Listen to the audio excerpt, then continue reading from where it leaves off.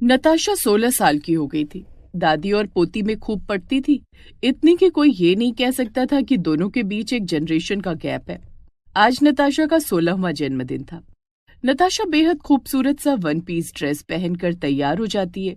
वो शीला को अपने कमरे में बुलाती है। दादी, दादी। क्या बात है नताशा बेटी? शीला नताशा के कमरे में जाती है। नताशा उसे एक पैकेट देते हुए कहती है, दादी, मेरी सारी सहेलियां आती होंगी, आप अपने कपड़े बदलकर तैयार हो जाओ। शीला पैकेट खोलकर देखती है तो उसमें उसके लिए एक वन पीस ड्रेस होती है। नताशा, ये तो वन पीस ड्रेस है, ये मैं कैसे पहन सकती हूँ? दादी, वन पीस ड्रेस मेरी बर्थडे थीम है। आज मेरी सारी सहेलियां वन पीस ड्रेस पहनकर पार्टी में आ रही हैं और आप तो मेरी बेस्टी हो, आपको तो वन पीस ड्रेस पहननी पड़ेगी। तू पागल तो नहीं हो गई है? मेरी उम्र देख और अपनी उम्र देख। तू 16 की, तेरी सारी सहेलियां भी 16 की और मैं 60 की।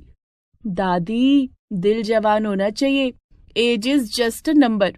उम्र से कोई फर्क नहीं पड़ता। और आपका फिगर तो कितना अच्छा है दादी, आप एकदम स्लिम ट्रिम हो। आप पर वन पीस ड्रेस बहुत अच्छी लगेगी।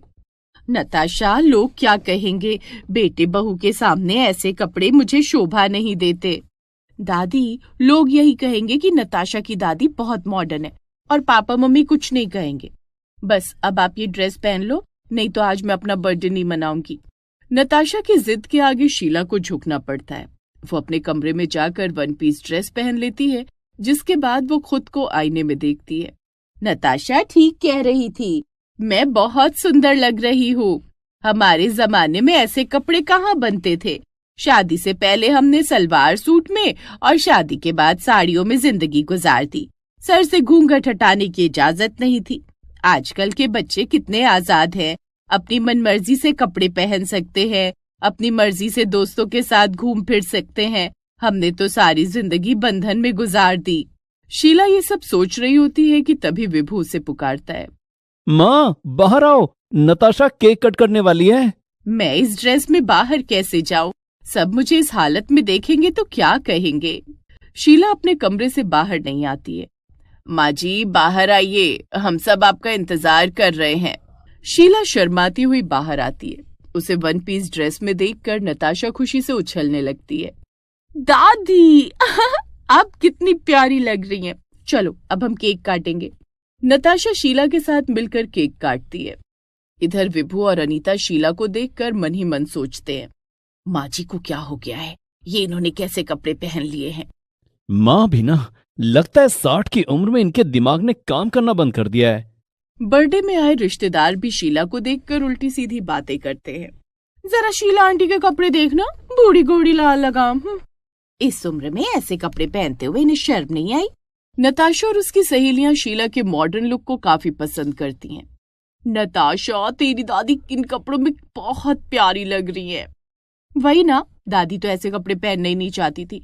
मेरी जिद पर उन्होंने आज पहली बार वन पीस ड्रेस पहनी है। दादी, आप बहुत क्यूट लग रही हो, ऐसे ही रहा करो। दादी, मेरे साथ एक सेल्फी हो जाए? हाँ, क्यों नहीं बेटा, आजा, हम दोनों अच्छी सी सेल्फी लेते हैं। कियारा शीला के साथ अपनी सेल्फी लेती है। नताशा की सारी सहेलियां शीला के साथ ग्रुप फोटो खिंचवाती हैं।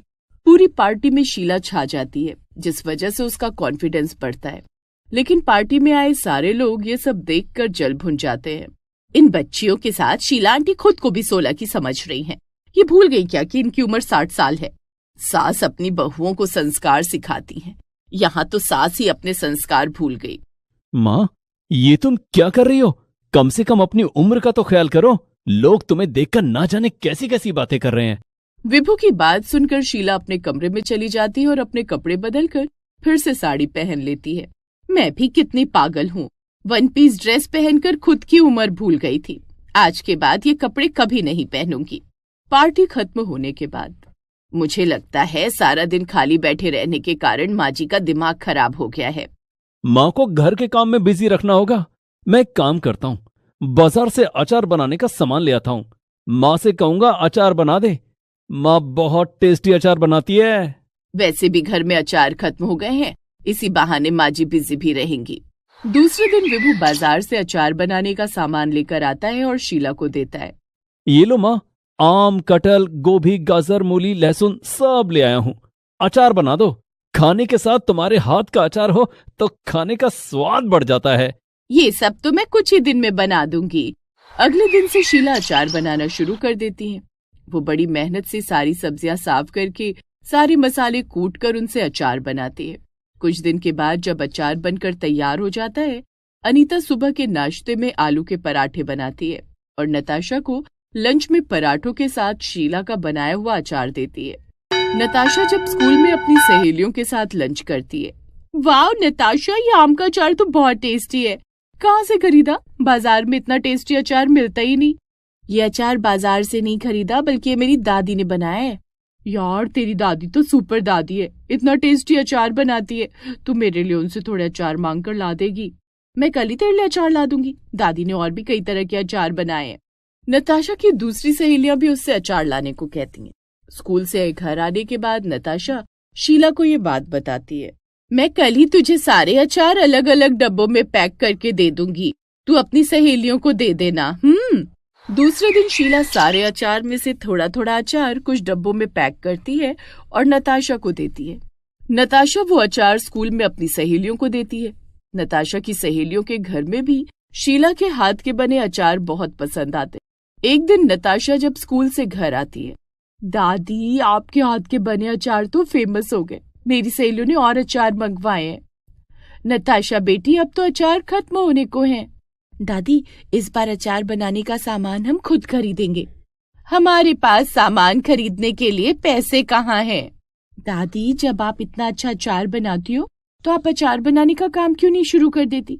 आपको पता है इससे आपकी कितनी कमाई होगी, वो भी घर बैठे बैठे। हाँ, लेकिन पहले तो हमें अचार बनाने का सामान खुद खरीदना होगा। वो आप मुझ पर छोड़ दो, उसका इंतजाम मैं कर लूंगी। नताशा विभू से कुछ पैसे उधार मांगती है। लेकिन नताशा बेटी, तुझे इतने पैसे उधार क्यों चाहिए? पिताजी, मैं केवल 5,000 रुपए तो मांग रही हूँ। ये पैसे मैं बहुत जल्द आपको वापस कर दूंगी, मुझे कुछ जरूरी काम है। ठीक है, ये ले 5,000 रुपए। दूसरे दिन, दादी आपको मेरे साथ बाजार चलना होगा, लेकिन साड़ी में नहीं, आप पहले अपने कपड़े बदल कर आओ। लेकिन मेरे पास तो साड़ी ही है, ये साड़ी बदल कर दूसरी साड़ी पहन लूंगी। नहीं दादी, आप मेरे साथ आओ। नताशा शीला को अपने कमरे में ले जाती है और उसे अपना एक जीन्स और टॉप पहनने के लिए देती है। देख नताशा, उस दिन तेरा बर्थडे था, इसलिए मैंने तेरे कहने पर 1 पीस ड्रेस पहन ली, लेकिन आज ये जीन्स टॉप ना पहनूंगी। तू ही बता, ये कपड़े पहनकर मैं बाहर कैसे जाऊंगी? जैसे मैं जाती हूँ। नताशा बेटी, तेरी उम्र और मेरी उम्र में बहुत फासला है, मुझे ऐसे कपड़े शोभा नहीं देते। दादी, कपड़ों से किसी का संस्कार और व्यवहार तय नहीं होता। आज जो लोग आपको इन कपड़ों में देखकर हंसेंगे, वही कल आपकी तारीफ करेंगे। अब जल्दी से कपड़े बदलो और मेरे साथ चलो। शीला कपड़े बदल लेती है। वो जीन्स टॉप पहनकर नताशा के साथ बाजार चली जाती है। आज तो माँ जी ने हद ही कर दी, उन्होंने जीन्स टॉप पहना है और उन्हीं कपड़ों में बाजार चली गई। क्या लगता है माँ सठिया गई है? पूरे मोहल्ले में हमारा मजाक बनवाने पर तुली हुई है। मोहल्ले की औरतें भी शीला को देखकर उसका मजाक उड़ाती हैं। वो देखो शीला की जवानी, हाय राम, अनीता की सास तो खुद को हमसे भी जवान समझ रही है, इस उम्र में ऐसे कपड़े। नताशा शीला को बातों में उलझाए रखती है ताकि शीला का ध्यान किसी ओर न जाए। 2 घंटे बाद दादी पोती अचार बनाने का सामान लेकर घर आती हैं। माँ, ये तुमने आज कैसे कपड़े पहन लिए हैं? अपना नहीं तो कम से कम हमारी इज्जत का तो ख्याल करो। विभू बेटे, नताशा ने बहुत जिद की थी, इसलिए मुझे ये कपड़े पहनने पड़े। माँ जी, नताशा तो बच्ची है, लेकिन आप तो समझदार है। माँ, पिताजी, दादी ने ऐसा कुछ भी नहीं किया जिससे आप लोग को शर्मिंदा होना पड़े। जीन्स टॉप पहनने में भला कैसी शर्म। दूसरे दिन से शीला अचार बनाने का काम शुरू कर देती है। कुछ ही दिनों में कई तरह के अचार बनाकर तैयार कर लेती है, जिसे नताशा अपनी सहेलियों को अच्छी कीमत पर बेच देती है। कुछ दिन के बाद नताशा विभू के पैसे उसे वापस कर देती है और अचार बेचकर कमाए हुए पैसे शीला को देती है, जिससे शीला और ज्यादा अचार बनाती है। धीरे धीरे पूरे स्कूल और शहर की दुकानों में भी शीला के बनाए हुए अचार की डिमांड होने लगती है। वो शीला ब्रांड अचार के नाम से अपना लघु उद्योग शुरू कर लेती है। नताशा बेटी, तेरे सपोर्ट के कारण आज मैं इंडिपेंडेंट बन पाई हूँ। दादी, ये आपका हिडन टैलेंट था, जिसे एक ना एक दिन तो बाहर आना ही था। शीला अब एक बिजनेस वुमेन बन चुकी थी। कल तक जो लोग उसके वेस्टर्न कपड़े देखकर उसका मजाक उड़ाते थे, आज वही उसे अपना रोल मॉडल मानने लगते हैं। माँ जी, हमने आपके कपड़ों को लेकर क्या कुछ नहीं कहा, लेकिन आपने साबित कर दिया कि इंसान का शौक और टैलेंट उम्र की मोहताज नहीं होती। हाँ माँ, हमें माफ कर दो। देखो, मैं तुम्हारे लिए मॉडर्न कपड़े लाया हूँ। ये सब नताशा की वजह से हुआ है। नताशा ने मुझे सिखाया है कि इंसान तन से नहीं, मन से जवान होता है।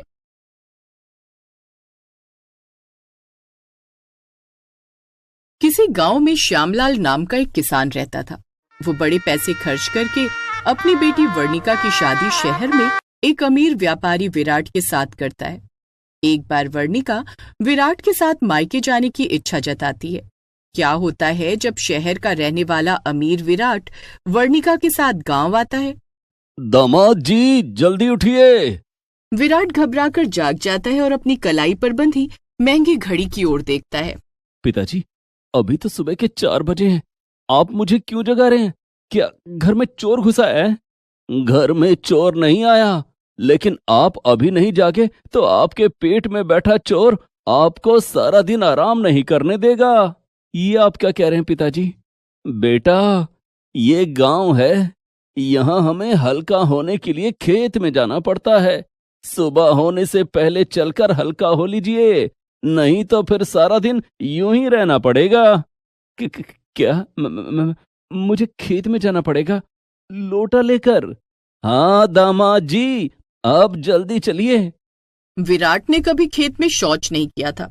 उसके घर में बाथरूम था, लेकिन ससुराल में बाथरूम न होने के कारण उसे लोटा लेकर ससुर के साथ खेत में जाना पड़ता है। बाथरूम में कमोड पर बैठकर आराम से शौच करने वाले विराट को खेत में कहाँ आराम मिलता। वो शौच नहीं कर पाता है और वापस आ जाता है।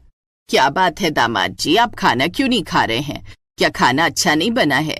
गांव के लोग माँ के हाथों की बनी खीर खाने के लिए आते हैं। माँ इतना स्वादिष्ट खीर बनाती है। माँ ने आज आपके लिए खीर पूरी बनाई और आप एक ही खा ही नहीं रहे हैं। क्या बात है दामाद जी, आपकी तबीयत तो ठीक है ना? विराट अजीब अजीब तरह से मुंह बना रहा था। मेरे पेट में दर्द है। ये लीजिए, चूरन खा लीजिए, इससे आपको आराम मिलेगा। विराट चूरन खाता है और चारपाई पर लेटकर आराम करने लगता है। चूरन खाने के बाद उसे थोड़ा आराम मिलता है। दामाद जी, अगर तबीयत ठीक हो तो चलो आपको खेत घुमा लाऊं।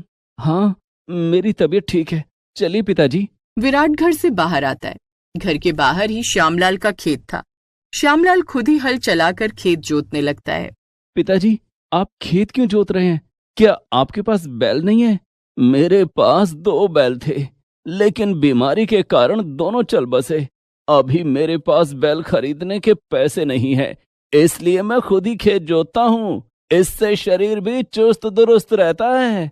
पिताजी, आप आराम कीजिए, लाइए मैं हल चलाता हूँ। नहीं दामाद जी, आपसे नहीं हो पाएगा। हम किसानों को हल चलाने की आदत होती है, इसमें कड़ी मेहनत करनी पड़ती है। पिताजी, मैं भी कड़ी मेहनत कर सकता हूँ, आप हल मुझे चलाने दीजिए। ठीक है, ये लीजिए। श्यामलाल हल विराट के कंधों पर दे देता है। विराट हल चलाने लगता है, लेकिन थोड़ी देर हल चलाते ही उसे बहुत जोर की शौच आ जाती है। वो उसी समय हल नीचे रख देता है। क्या बात है दामाद जी, थक गए? नहीं, मुझे बहुत जोर की शौच आई है। अभी इसी वक्त लोग देखेंगे तो क्या कहेंगे? अभी मुझे कुछ समझ नहीं आ रहा है। जल्दी कुछ कीजिए, नहीं तो मेरे कपड़े खराब हो जाएंगे। ठीक है, आप उस पेड़ के पीछे शौच कर लीजिए। श्यामलाल के खेत में बरगद का एक बड़ा पेड़ था। विराट पेड़ के पीछे बैठकर शौच कर लेता है, जिसके बाद वो घर जाकर भरपेट खीर पूरी खाता है। अब जाकर तसल्ली मिली है। रात में सभी लोग सो रहे होते हैं, लेकिन विराट को नींद नहीं आ रही थी। क्या बात है, आप अभी तक सोए नहीं? पता नहीं तुम लोग मच्छरदानी के भीतर कैसे सो लेते हो, मुझे तो नींद ही नहीं आ रही है। मच्छरदानी नहीं लगाया तो आपको मच्छर उठाकर ले जाएंगे। हमारा घर खेत के बीचों बीच है, इसलिए रात में बहुत मच्छर आते हैं। तो मॉस्किटो कॉइल क्यों नहीं जलाते? ये गांव है, शहर नहीं। यहाँ मॉस्किटो कॉइल नहीं मिलता। मुझे मच्छरदानी में घुटन महसूस हो रही है। मैं यहाँ अब और नहीं रह सकता। मैं कल ही शहर चला जाऊंगा। ये आप क्या कह रहे हैं? जब से हमारे रिश्तेदारों को पता चला है कि शहर वाला दामाद आया है, वो सब आपको मिलने के लिए बुला रहे हैं। कल हम दोनों को चाचा चाची जी के घर जाना है। उफ, ये कैसी मुसीबत है? विराट किसी तरह से सोने की कोशिश करता है लेकिन उसे नींद नहीं आती है और सुबह 4 बजे ससुर जी शौच के लिए उठा देते हैं। आधी रात में उठकर विराट लोटा लेकर खेत में हल्का होने जाता है। सुबह सुबह ठंडी हवाएं चल रही थी लेकिन पिताजी, ये अजीब सी बदबू कहाँ से आ रही है? दामाद जी, बहुत जोरों की हवा चल रही है, लोग शौच भी कर रहे हैं, हवा के साथ साथ शौच की बदबू भी आ रही है। विराट को ऐसा लगता है जैसे उसे अभी उल्टी आ जाएगी। अगर ऐसा ही चलता रहा तो एक दिन ऐसा आएगा कि गांव का सारा खेत शौच से भर जाएगा। फिर आप लोग खेती कहाँ करेंगे? तो हम कर ही क्या सकते हैं, ये शहर नहीं गांव है, यहाँ घरों में शौचालय नहीं होता है।